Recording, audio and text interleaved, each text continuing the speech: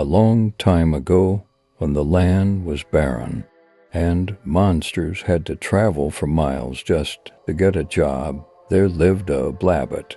No one knows the name of this Blabbit, however many know his story. He was just fired from another one of his jobs. Another monster was able to work for cheaper, and he was fired. You see, the Blabbit needed the money for his family. His mother was sick and his siblings were too young to work or take care of themselves. He was the only one in his family who could work, so he went looking for another job. However, he could not find one. He looked, but he could not find one. He went back to his family with no job or money. They looked at him disappointedly, but did not say anything.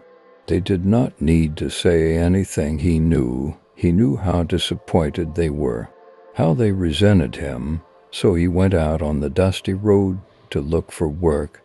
It was dark and cold, but he kept walking until he saw a strange man dressed in robes. The man had orb-like lanterns attached to himself. The man said he could offer the Blabbit anything.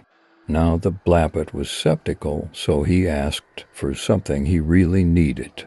"I just want the best food for my family, something that'll never run out." "Okay," the man said, and then he disappeared. Now the Blabbit knew he'd been tricked. He couldn't go on much longer, so he went home. When he reached home, he began to make food with the little amount they had left. But then he cut his finger with a knife. Instead of blood, there was brown liquid. He licked it, and it was sweet. He went to go tell his family, and they looked at his.